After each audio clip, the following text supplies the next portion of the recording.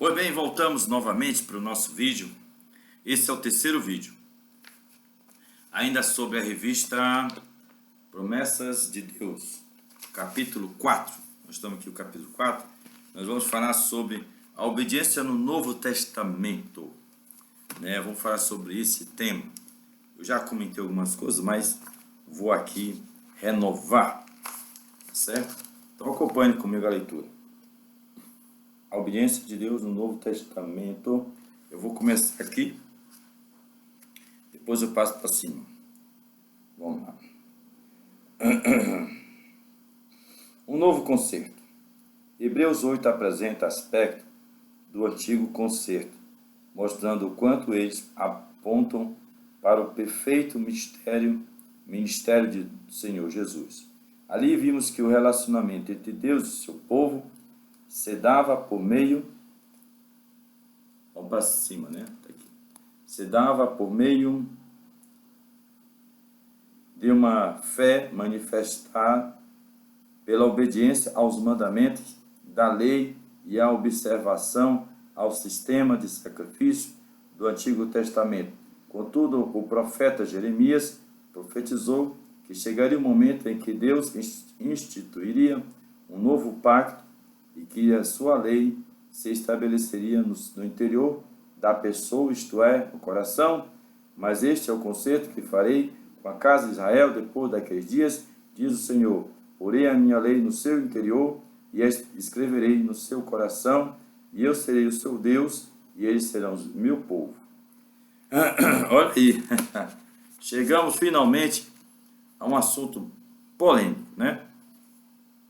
Aqui cita Jeremias, capítulo 31, onde Deus fala de um novo concerto, uma nova aliança, que é muito diferente daquela que Deus havia feito com Israel. Mas diferente em quê? Vamos ver aqui. Aqui diz também, ele cita Hebreus, capítulo 8, que ele fala, né, do antigo, ele chama do antigo concerto. Ele usa esse termo, do antigo concerto, mostrando o quanto eles apontam para o perfeito ministério do Senhor Jesus. Isso é verdade. O antigo concerto aponta para Jesus, isso é verdade.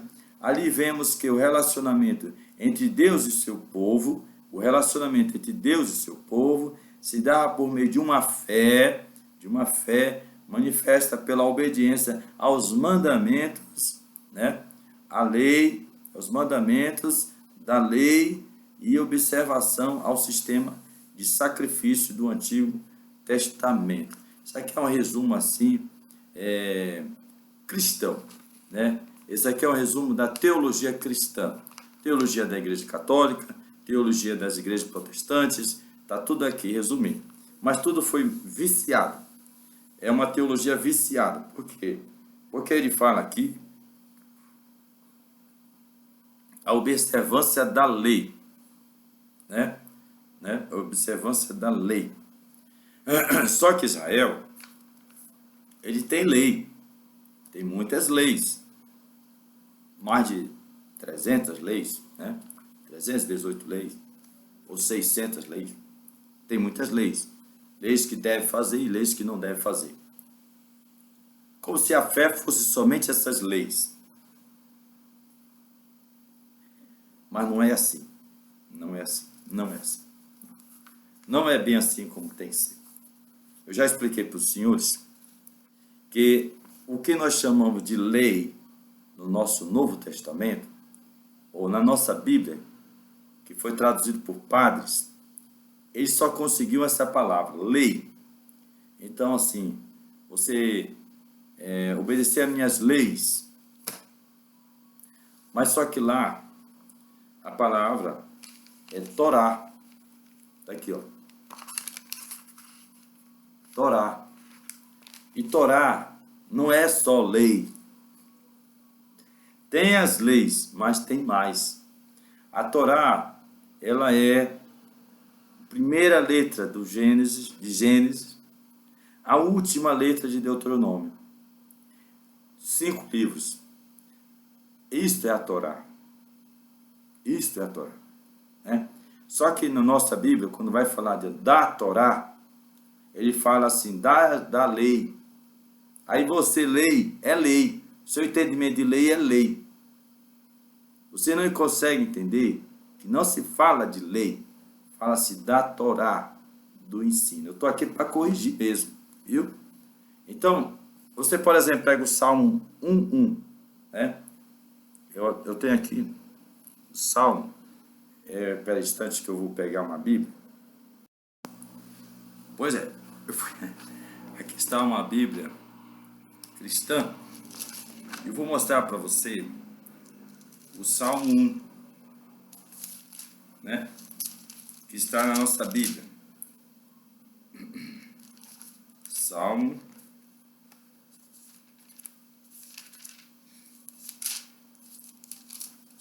1.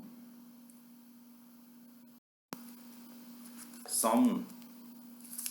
Bem-aventurado o varão que não anda segundo o conselho dos ímpios, nem se detém no caminho dos pecadores, nem se assenta na roda dos escarnecedores, antes tem o seu prazer na lei do Senhor. Na lei do Senhor, né? E na sua lei medita de dia e de noite. Olha, o que é essa lei? Não é lei. Ele quer dizer aqui, nas palavras de Deus. Ele quer dizer aqui, na Torá, os 5 livros. Porque Deus não ensina só por lei. Deus ensina por muitas formas. A Torá é um livro de ensino, meus irmãos. Então não é só a lei em si, mas as histórias também são ensino. Muito bem. Não é só, olha, nós temos a história da criação, da forma, da maneira, dos detalhes, a história de Adão, a rebelião, a história de Noé, tudo, cada palavra, traço, cada seta, tudo ali tem um ensino. Eu vou dizer até códigos embutidos, ocultos, escondidos, está ali. Eu lhes falo com seriedade. Eu conheço o hebraico, eu tenho estudado hebraico bastante, e eu vejo que vai além do que nós estudamos. Infelizmente, isso é um mistério de Deus, que no momento em que o cristianismo decidiu cortar o galho que se prende ao tronco, ele perdeu 50% da essência divina que vem do tronco, entendeu? Então, o nosso cristianismo tem um pouco de seiva, mas a nossa seiva não alimenta tudo. Há uma carência dentro de nós, né, que nós mesmos cortamos. Queremos nos separar dos judeus, queremos nos separar das nossas raízes, então acabou que perdemos a metade da nossa seiva, né? Tá certo? Então, como ele disse aqui nesse texto, voltando para a lição aqui, é que esse pensamento de que Israel era obediente à lei não está certo. Ele era obediente à Torá, ao ensino, aos 5 livros, de Moisés. E sim, não somente leis, estatuto, norma, ensino, exemplo, experiência, palavra, letra, é tudo aquilo junto forma o ensino, entendeu? Então nós temos que desmembrar da nossa cabeça a ideia de que foi lei, não tem lei. Agora no Monte Sinai, tá? No Monte Sinai, no Monte Horebe, e no Monte de Moabe, ali Moisés recebeu, né, um concerto, leis, ali recebeu. Mas parece-me que foi. E ali parece que ele recebeu também os 5 livros, tá certo? Todas as histórias, tudo. Porque Moisés escreveu também, mas assim, bem dizer, muito, ou quase tudo, foi dado a Moisés pronto. Aí Moisés pegou e copiou para si ou que Deus mandou. Ó, escreva o que eu estou lhe dizendo. Aí ele escreveu. Entendeu o que eu estou falando, meus irmãos? Muito bem. O quanto aos sacrifícios que aqui cita, né? A questão dos sacrifícios que a gente vê, preste bem atenção. A gente hoje não dá valor aos sacrifícios que Israel fazia, né? E se você for ler no livro de Hebreus, ele também faz assim um menosprezo dos sacrifícios, como se nós agora temos um sacrifício maior e melhor, que é o do Senhor Jesus. Tudo bem, tudo bem, tudo bem, tudo bem. Porém, é bom entender que os sacrifícios eram sim importantes para Israel.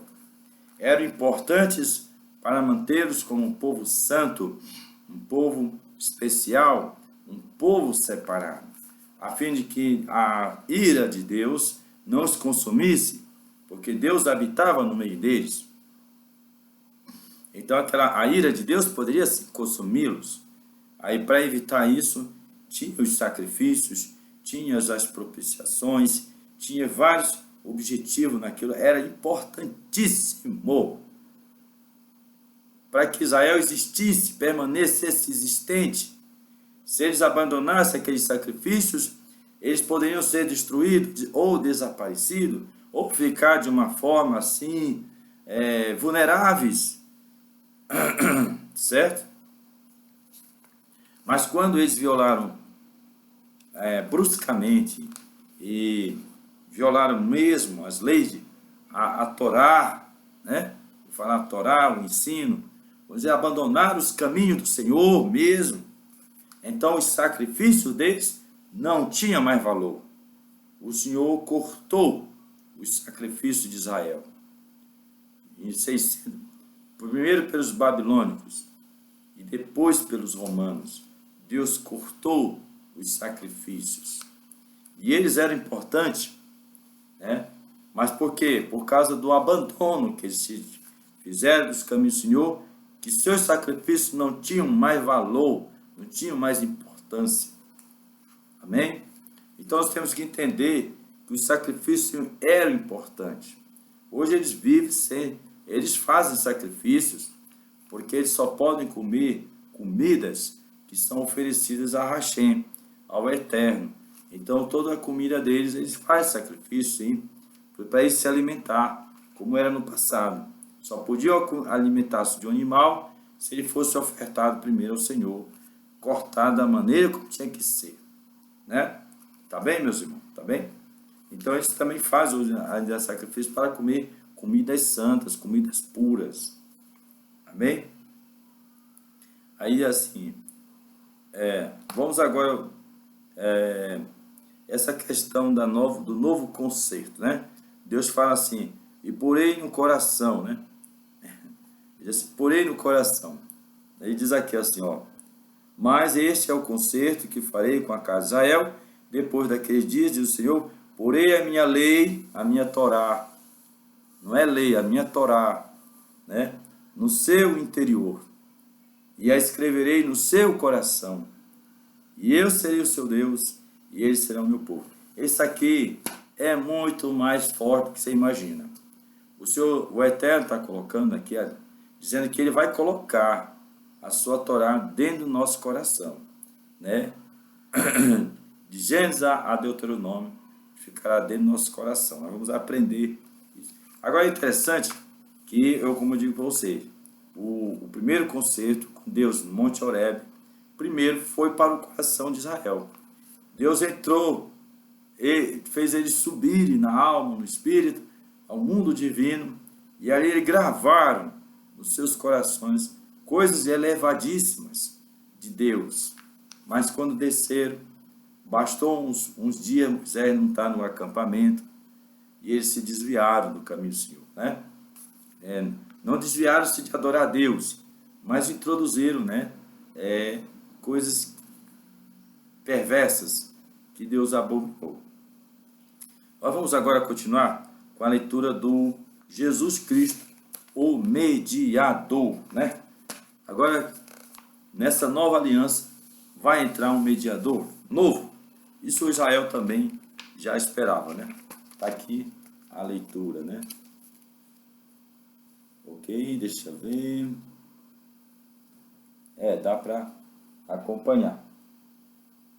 O Senhor Jesus é o mediador que estabelece um novo concerto, um novo pacto profetizado pelo profeta Jeremias.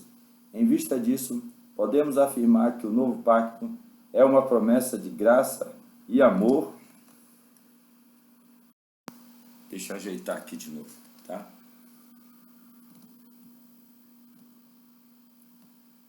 Tá certo. É o mediador. Graça e amor de Deus aos que o respondem com arrependimento e fé à oferta de salvação. Assim, o relacionamento de obediência entre o salvo e Deus se dá nos termos do novo concerto em que o Senhor Jesus é verdadeiro mediador. Nós temos aqui o parágrafo 2, né?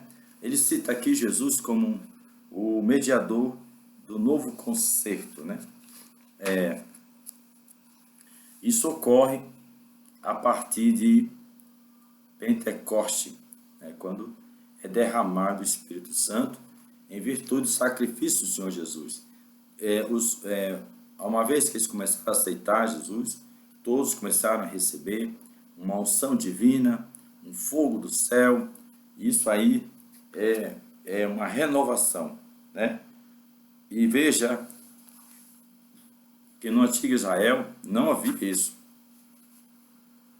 Houve sim, e havia alguma coisa especial, mas dessa forma, derramando o Espírito Santo, né, como uma torrente de água na cabeça das pessoas, não.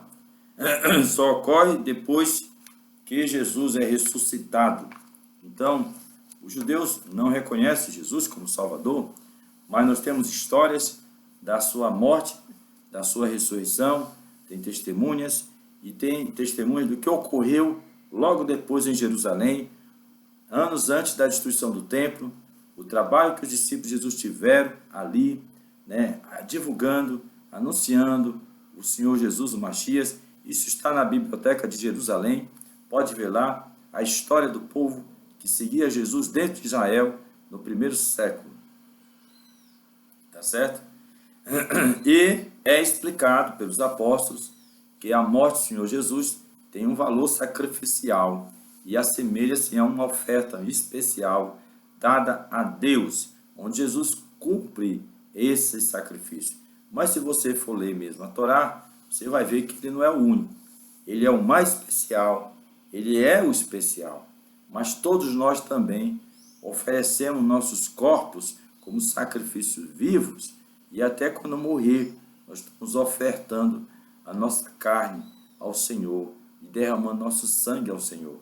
Mas não é o nosso sangue que salva outras pessoas, não. Não é o nosso sangue, é o sangue do Senhor Jesus. Amém? Amém.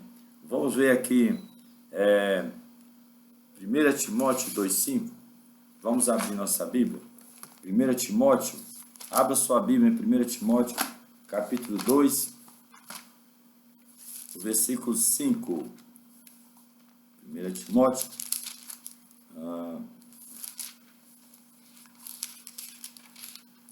Bom. 1 Timóteo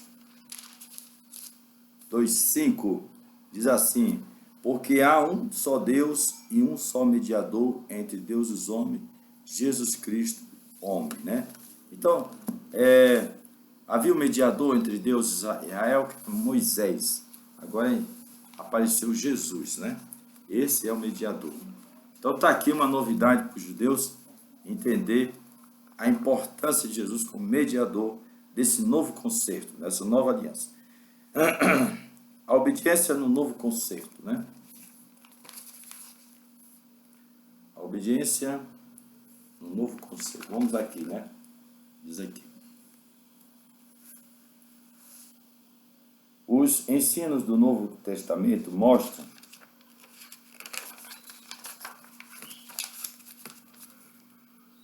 que fé e obediência andam lado a lado.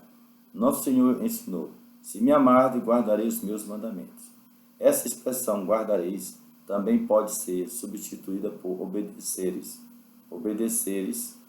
Obedecereis, e significa que o nosso amor pelo Salvador, que foi primeiramente obediente ao Pai, não pode ser apenas a palavra, mas em atos de obediência. Dessa forma, podemos desfrutar de bênçãos espirituais provenientes de uma vida de obediência a Deus e sua palavra. Olha, aqui nesse ponto, aqui muita coisa veio à minha mente nesse tema. Ele diz que o Novo Testamento mostra que fé e obediência andam de lado a lado. Ele cita o texto de João 14,15, que é o texto áureo, 14,15, onde assim, Jesus diz assim: se me amardes, guardareis os meus mandamentos.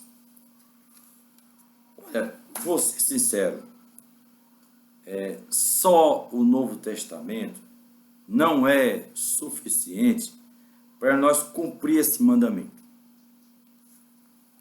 Não. Eu falando aqui para os meus irmãos cristãos. Porque lá fala: se me amardes, guardarei os meus mandamentos. Mas no Novo Testamento não há uma explicação muito clara o que significa guardar os mandamentos. Você só vai encontrar essa explicação na Torá. Na Torá, nos 5 livros hebraicos, de Moisés. Lá explica claramente o que é guardar os seus mandamentos. Inclusive, no segundo mandamento de Deus, no livro de Êxodo 19,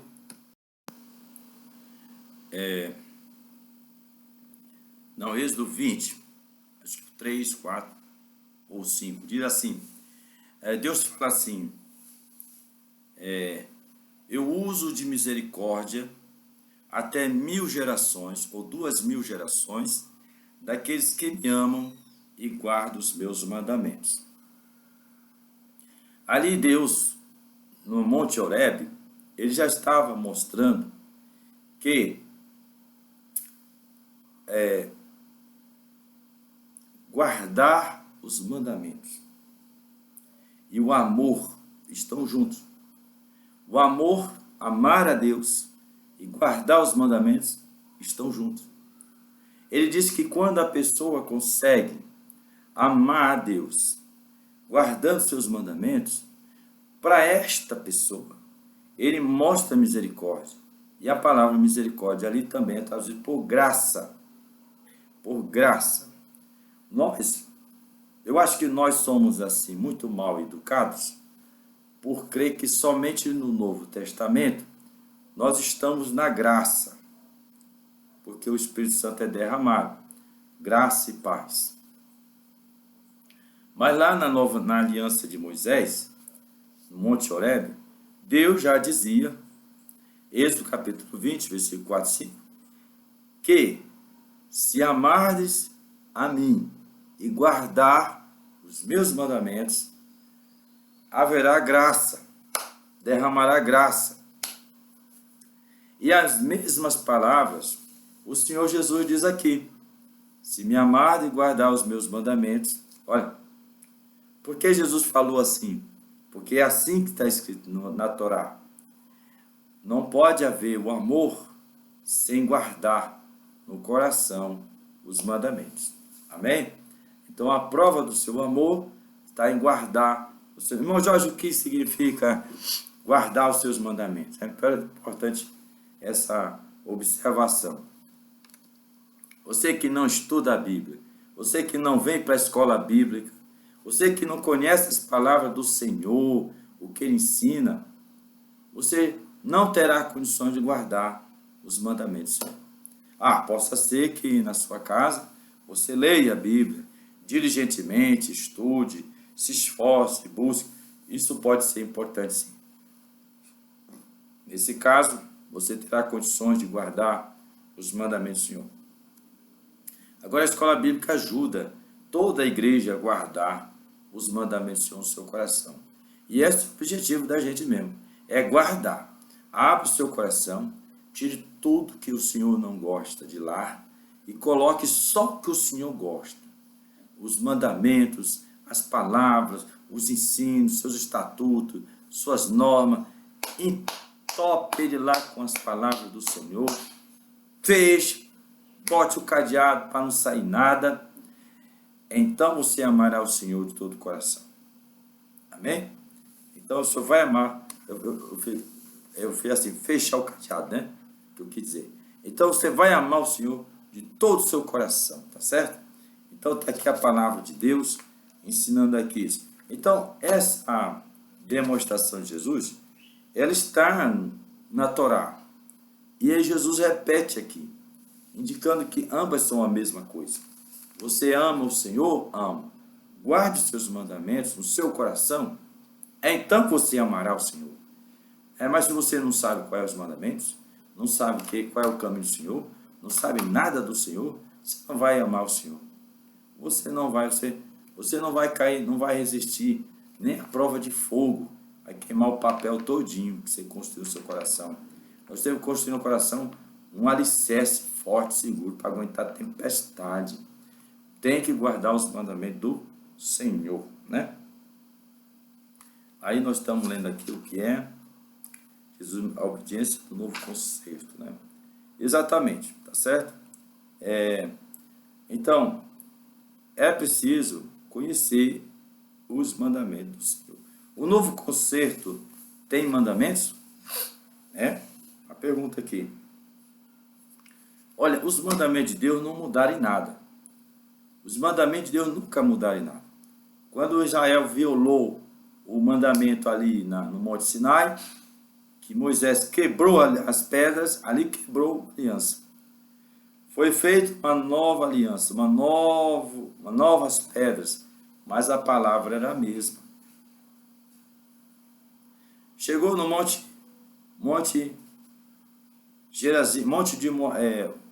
os montes de Moabe.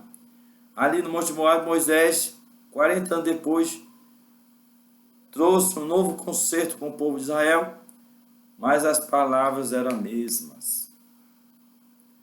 As leis de Deus são as mesmas. Não muda nada.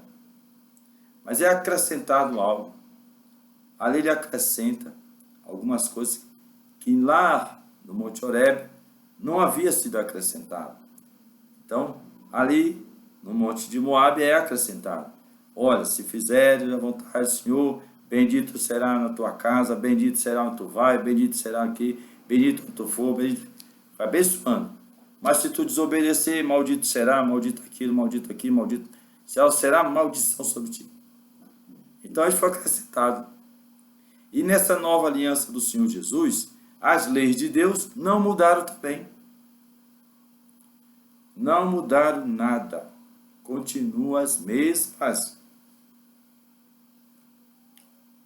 O Novo Testamento cita algumas, mas não muda, é a mesma. O que é que se acrescenta aqui? O sacrifício do Senhor Jesus, a fé nesse sacrifício, né? O perdão de pecados, a vida eterna por meio de Jesus, uma comunhão com Deus, um retorno a Deus através de Jesus. Isso que muda, é que foi acrescentado. Mas o derramamento da Shekinah também é acrescentado, é o que muda. É só o que muda. Então, em outras palavras, as leis de Deus não mudaram nada, continuam sendo a mesma. Deus não mudou nada com respeito ao que ele pensa, ao que ele diz, ao que ele escreveu nos 5 primeiros livros da Bíblia. Sua visão de vida está ali. E o Senhor Jesus revela para nós com maior clareza. Então você só vai entender o Novo Testamento se você conhecer o Velho, se você conhecer a Torá. Aí sim você vai entender o pensamento dos apóstolos, o pensamento do Senhor Jesus. Você vai entrar na graça. Amém? Então preste bem atenção. Irmão Jorge, você quer dizer o que com isso? Ai. Nós vamos terminar essa parte aqui E vamos ver o que mais a revista tem a dizer para que eu possa responder a essa pergunta.